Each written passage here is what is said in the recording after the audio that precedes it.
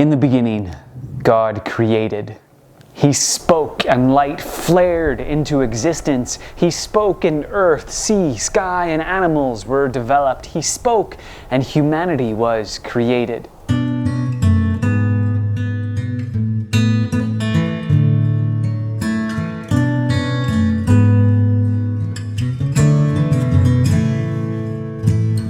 Created in community.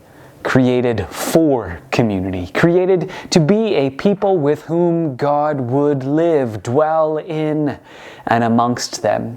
And when our rebellion drove a wedge between us and God, He did not abandon us. In fact, He sought to find a way to once again live with us, to be with us, to move into our neighborhoods with us. In chapter 5 of the story, the one we explored this past week, God tells Moses that He wants to come to His people and to live right in the middle of their camp. Not on the outskirts, not in the burbs, but right in the middle of where they are living. So they build Him a tabernacle, or a fancy tent, as a place of worship for Him, a place where they can connect with Him. And when the whole thing was completed, God's glory filled the holy place, which was in the middle of the compound for the tabernacle, which was in the midst of the camp of Israel, which was once again in the midst of God's creation, God living and being in His world again with His people. Here is a story of God choosing to live again with us in the creation He has made. This is the first step towards a complete renewal, a step God makes towards us, a step that comes because of His own promises, that is triggered by His care for us, because He has heard our cries, He has seen our suffering, and He is concerned for us. A step that helps us understand what happened when Jesus was born. No, John uses this creation and tabernacling imagery when he writes the beginning of his book about Jesus. He says, "In the beginning was the Word. The Word was with God. The Word was God. He was with God in the beginning. Through Him all things were made, and without Him nothing was made that has been made. In Him was life, and that life was the light of all humankind.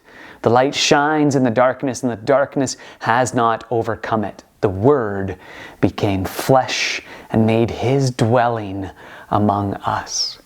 The Word, John says, lived among us. He tabernacled among us. He moved into our backyards, into our neighborhoods, into our lives. God became a baby, born in humble circumstances, because in Jesus, God came to be among us again. All of us. Ordinary and extraordinary. Everyday and exceptional. Usual and peculiar. All of us living with God and becoming a home for His presence. God comes to live with us, and all of us who believe in Jesus and live with God become a home for His presence. Jesus puts it this way in John 13:34. He says, "A new commandment I give to you, that you love one another, and by this all people will know that you are my disciples, if you love one another." Jesus says that He lives, He dwells, or He tabernacles in the hearts of those who have drawn near to Him, those who love Him, and those who love those around them, who live in certain neighborhoods, who care for their neighbors.